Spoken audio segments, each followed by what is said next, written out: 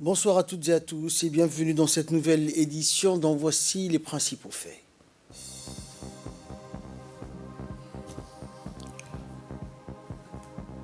Semaine nationale du handicap, activité de vulgarisation pour améliorer la vie des personnes à besoins spéciaux. Et l'ONEAD et l'UNICEF ont organisé conjointement le lancement d'un atelier sur l'eau, l'hygiène et l'assainissement. Et dans l'actualité internationale, en Allemagne, l'Allemagne qui a franchi les 100 000 morts de la Covid-19 avant l'arrivée d'un nouveau gouvernement. Bonsoir à tous. Inauguration donc ce matin par le Premier ministre Abdelkader Kamel Mohamed d'une pharmacie donc baptisée pharmacie de la capitale, une pharmacie située donc dans les quartiers populaires, notamment à quartier 4 en face de la cité Enguela et qui s'ajoute à la panoplie des pharmacies de la place. Cette pharmacie compte donc apporter un plus aux activités sanitaires du pays. Le Premier ministre Abdelkader Kamel Mohamed, accompagné du président de l'Assemblée nationale et de membres du gouvernement et des responsables de la pharmacie, donc, a inauguré donc cette pharmacie de la capitale et a d'emblée félicité le propriétaire de la nouvelle pharmacie de la capitale. Le Premier ministre a exhorté que les activités des pharmacies sont cruciales pour la santé de la population djiboutienne et qu'elles se doivent de respecter les activités ô combien nobles. Écoutons à présent donc l'intervention ou les sentiments donc d'un des employés donc de cette pharmacie. Bonjour, je m'appelle Zara Abdou Kamil, je suis pharmacienne de profession. En ce jour du 24 novembre 2021 a eu lieu l'inauguration de ma pharmacie. J'ai fait mes études en Belgique et j'ai fait plusieurs stages afin de renforcer mes connaissances avant d'ouvrir ma propre pharmacie. Pour apporter tout mon savoir et mon expérience, je suis très honorée de vous recevoir à l'inauguration de ma pharmacie. Je tiens par la même occasion à remercier le Premier ministre, le président de l'Assemblée nationale et le cadre du gouvernement. Par la même occasion, je tiens à remercier tous ceux qui m'ont aidé à mettre sur pied ce projet qui me tenait tant à cœur.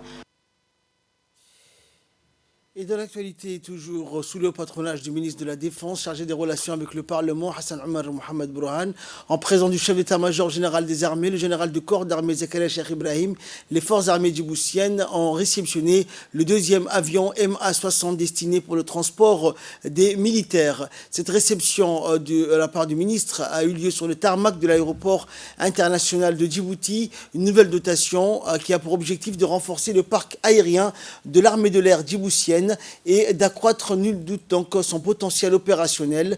En effet, depuis 2018, le général Zakaria Cheikh Ibrahim a initié une politique donc de montée en puissance des forces armées djiboutiennes en mettant l'accent sur la modernisation des équipements et la formation qualitative de ses personnels. Après l'acquisition de 4 navires de haute mer par la Marine nationale le 22 novembre dernier, c'est au tour de l'armée de l'air d'accroître donc sa capacité de projection par l'acquisition de cet avion de transport des troupes, sa capacité de transport étant de 60 personnes. Cet avion, donc le MA-60, est principalement utilisé durant la relève des bataillons djiboutiens déployés en Somalie. Il est à noter que l'acquisition de cet appareil est née de l'excellente relation diplomatique entre la République de Djibouti et la République populaire de Chine qui a octroyé à titre de don cet appareil. Ainsi, à son arrivée, l'avion a reçu un accueil solennel par les jets d'eau des camions du pompier représentant les donneurs. Force de souligner que cet appareil était conduit depuis la Chine par des pilotes de l'armée chinoise. Une fois l'arrêt amorcé, l'équipage donc militaire a été introduit au ministre de la Défense. Et Hassan Omar Mohamed Brouhan qui a souhaité donc la bienvenue à Djibouti, terre de rencontres et d'échanges, à l'ensemble de l'équipage et leur a souhaité un agréable séjour ici en République de Djibouti. Le ministre de l'Intérieur, Saïd Nour Hassan, a présidé hier une réunion bipartite entre l'ONARS et donc les représentants représentés par le secrétaire exécutif Hussein Hassan Darar et l'Agence nationale pour les réfugiés et les déplacés internes ENDRA du Somaliland, représentée par le directeur Abdoukarim Ahmed. En prépare également cette réunion le secrétaire général du ministère de l'Intérieur et le directeur général de la police nationale, le colonel Abdillahi Abdi Farah. Et donc l'objectif de cette réunion étant le retour volontaire des réfugiés somalilandais vivant dans les villages des réfugiés de Holhol et de Ali Adé en République de Djibouti vers leur région d'origine. Ces réfugiés de longue date ont émis le désir de retourner vers leur région d'origine en Somaliland, désormais paisible, mais qu'ils ont besoin d'assistance des deux organismes chargés des réfugiés dans les deux pays respectifs, ainsi que les organismes des Nations Unies et plus particulièrement le HCR. Le ministre de l'Énergie chargé des ressources naturelles, Younis Ali Guédé, a reçu une importante délégation japonaise. Le ministre a souhaité la bienvenue et la discussion entre le ministre et la délégation japonaise a porté entre autres sur l'excellence de relations entre les deux pays, Djibouti et le Japon. Et le ministre de l'Énergie a également exposé à la délégation les différents projets d'envergure en cours de réalisation. Et quant au chef de la délégation, il a remercié le ministre pour son accueil chaleureux.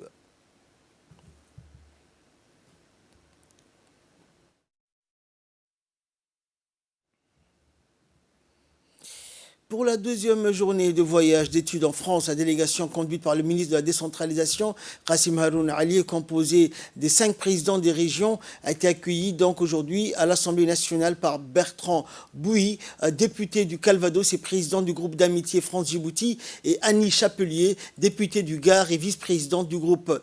Et par la suite, la délégation a été reçue au ministère de l'Europe et des Affaires étrangères.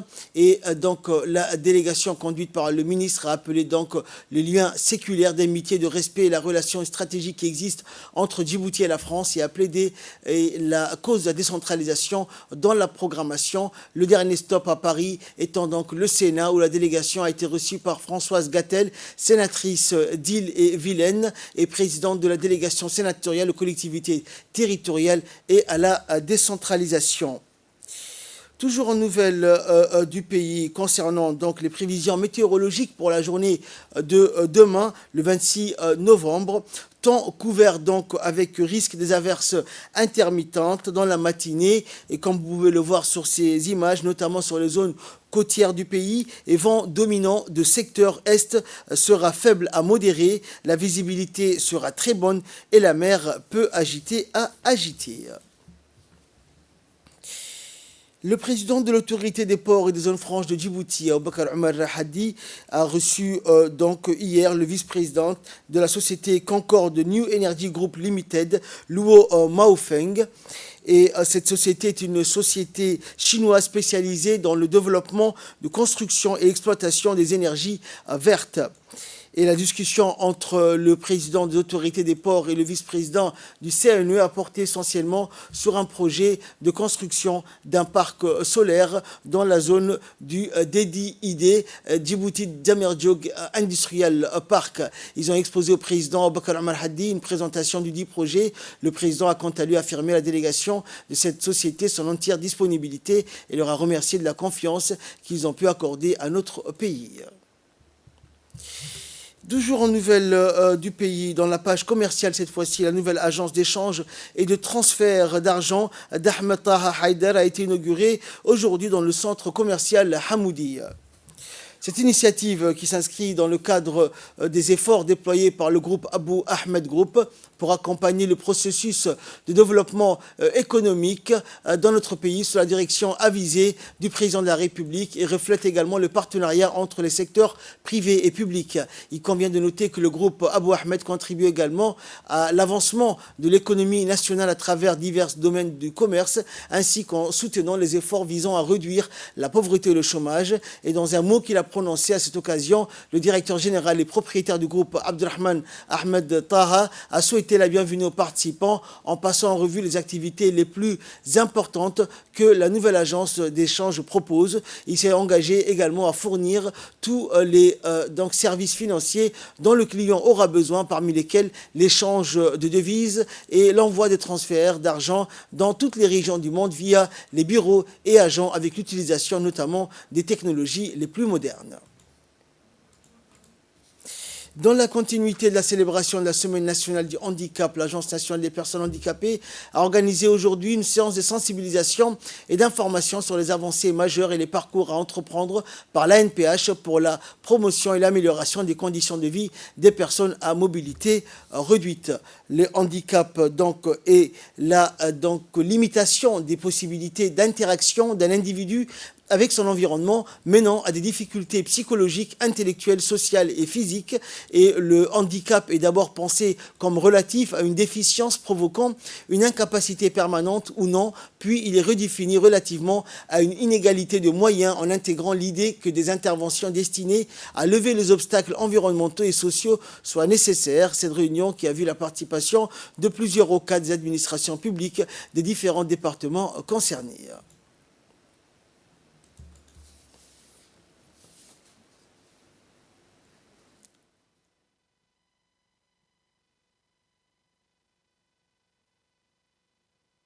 Je ne peux que saluer les efforts au niveau du gouvernement qui sont entrepris pour ce public qui est là, qui est des nôtres, qui ont des différences et que nous devons, de manière très précoce, accompagner pour qu'ils puissent aussi, à leur niveau, bénéficier de tous les droits comme tout un chacun. Donc, je ne peux que vous féliciter pour votre participation à cet atelier. Et maintenant que la NPH, le ministère de la Santé nous ont accompagnés pour que nous puissions avoir tous les outils entre les mains, la balle est dans notre camp pour que nous puissions à notre niveau préparer tout ce qu'il faut pour que tous les élèves, professeurs qui passent par ce centre, tous les enseignants qui viennent se former ici puissent bénéficier aussi des actions de formation.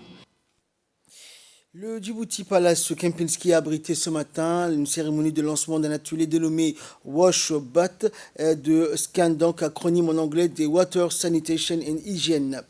Et donc le dit atelier a été présidé par le secrétaire général du ministère de l'Agriculture en présence du directeur général de l'ONEAD, du représentant adjoint de l'UNICEF et plusieurs professionnels de l'ONEAD. Wash Bat de Djibouti, un deuxième exercice très important pour notre pays dans le cadre des objectifs de développement durable. Notre pays, Djibouti, a accompli des réalisations importantes en faveur de l'accès aux services d'eau et d'assainissement, en faveur des ménages et des populations à Djibouti-Ville et dans les régions de l'intérieur, y compris dans les zones les plus reculées du pays. Et plusieurs responsables donc ont pris la parole lors de cet atelier. Le responsable adjoint de l'UNICEF s'est dit satisfait à l'idée que Djibouti est sur la bonne voie quant à la distribution d'eau de qualité à sa population.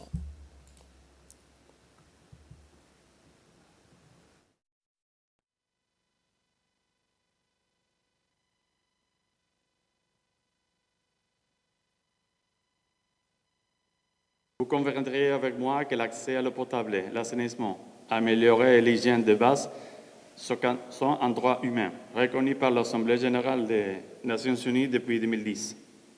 Ces situations sont d'autant plus critiques de nos jours au fait de l'accroissement de la population, la sédentarisation de plus en plus de familles éleveurs nomades et l'augmentation de l'urbanisation exige une demande forte de services d'eau, d'hygiène, d'assainissement dans les quartiers les plus peuplés et dans les différentes régions du pays.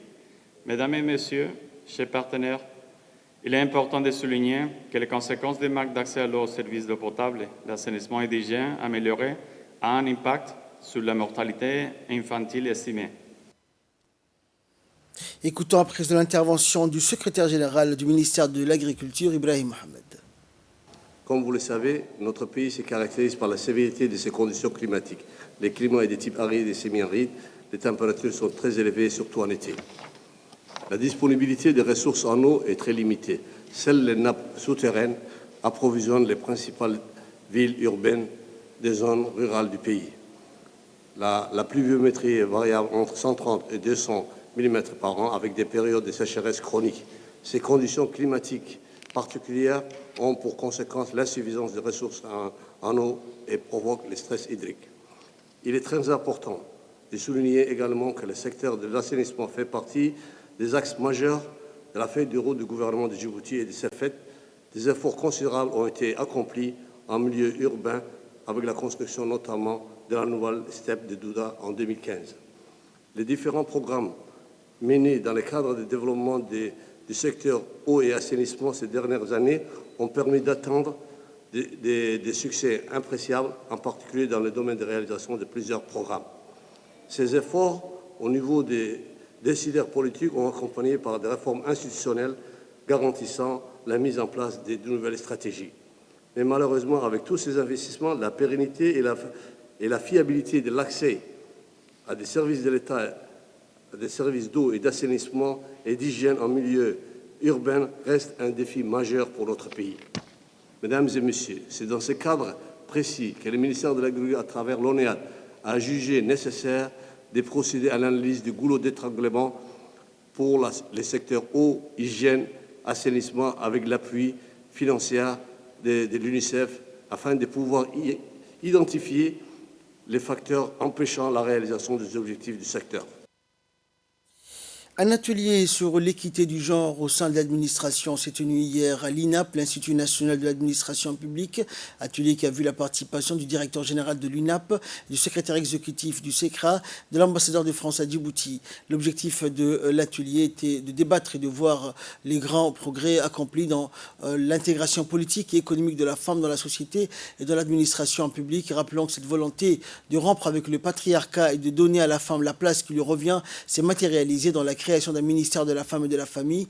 Les autorités djiboutiennes ont adopté également un certain nombre de mesures pour mieux intégrer la femme dans le processus de développement du pays. Et parmi ces mesures mises en place pour faire avancer la cause féminine figure notamment le système de quotas qui a permis à 9 femmes d'être élues à l'Assemblée nationale. La tendance est à une fois plus forte féminisation donc au sein du gouvernement et à toutes les hautes fonctions publiques du pays. D'abord de réfléchir à intégrer la femme dans nos institutions.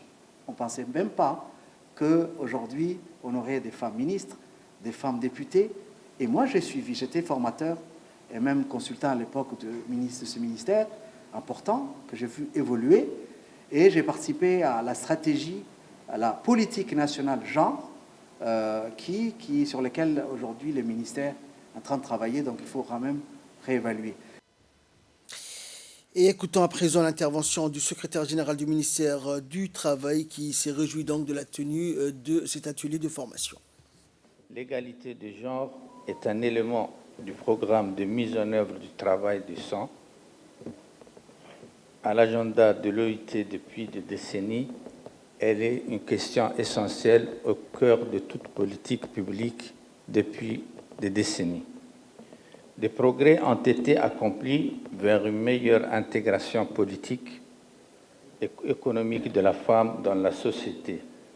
Cette volonté de rompre avec le patriarcat et de donner à la femme la place qui lui revient s'est matérialisée dans la création d'un ministère de la femme et de la famille dédié à la femme. Les autorités djiboutiennes ont adopté d'autres mesures pour mieux intégrer la femme au processus du développement économique. Pour faire avancer la cause féminine, on peut citer le système de quotas qui a permis à 9 femmes d'accéder à l'Assemblée nationale. La tendance est à une plus forte féminisation au sein du gouvernement et à toutes les hautes fonctions publiques. Et dans le cadre du projet d'appui à l'entrepreneuriat des femmes et des jeunes, l'Agence djiboutienne de développement social, l'ADDS, et le Centre de leadership et de l'entrepreneuriat, le Centre Clé, en collaboration avec le ministère de la Jeunesse et de la Culture, a organisé ce matin le concours de meilleurs plans d'affaires du second cycle de formation en entrepreneuriat et en estime de soi. 456 jeunes issus des communes de Boulos et de Balbala ont été formés dans l'entrepreneuriat et estime de soi en niveau des CDC et des centres de formation. L'objectif essentiel de ce projet donc est d'améliorer l'accessibilité des jeunes et des femmes aux opportunités de création de revenus et d'emploi, et ceci à travers des formations, des soutiens financiers ainsi qu'un accompagnement de proximité pour la mise en œuvre et la pérennisation de leurs activités génératrices de revenus.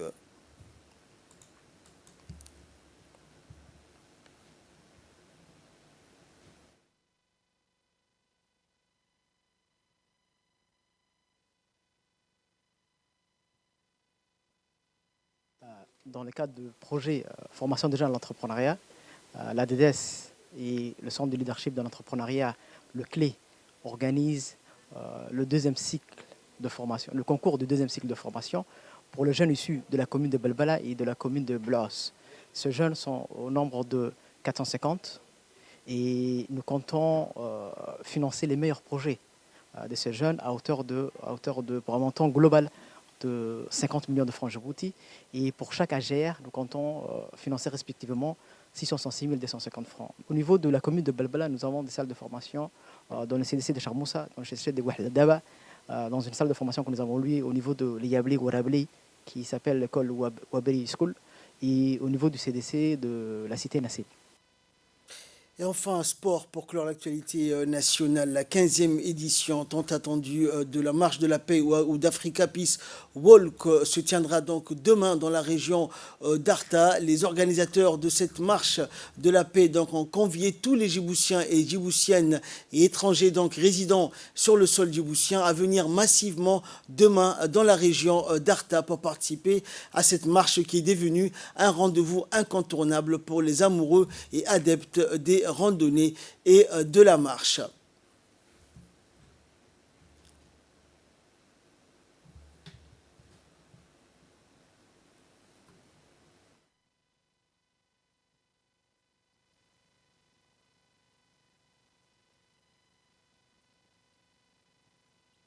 Je demande à tous les Djiboutiens de venir assister à la 15e édition de la randonnée pédestre d'Arta demain dans la ville d'Arta. Je demande aussi à tous les citoyens des régions, des proximités environnantes de la ville de Djibouti et des régions de venir nombreux participer à la marche d'Arta. En dernier, j'appelle aussi au principal initiateur de la randonnée pédestre d'Arta, son Excellence M. Hassan Daroufani, de venir assister à la randonnée pédestre. Et je vous dis merci. Et là, nous passons à l'actualité internationale. C'était dans le titre de cette édition. L'Allemagne a franchi les 100 000 morts de la Covid-19 avant l'arrivée d'un nouveau gouvernement. Et plus de 100 000 morts et un record d'infection en 24 heures. L'Allemagne fait face à sa plus violente vague de contamination par le coronavirus au moment où un nouveau gouvernement s'apprête à entrer en fonction. Plus de 100 000 personnes, 100 119 exactement, sont mortes de la Covid-19 en Allemagne depuis le début de la pandémie, a annoncé aujourd'hui l'autorité sanitaire fédérale, comptabilisant 351 décès sur les dernières 24 heures. En une journée, le RKI a également compté 75 900 nouvelles contaminations, un nouveau plus haut au sommet où la première économie européenne craint une saturation des hôpitaux. L'incidence sur 7 jours a atteint aussi un record à 419. Plus généralement, le vieux continent est de loin la région du monde la plus touchée par la pandémie actuellement, avec plus de 2,5 millions de cas et près de 30 000 morts enregistrés depuis une semaine. C'est tout pour ce journal. Merci pour votre très aimable attention. Excellent week-end sur Télé Djibouti.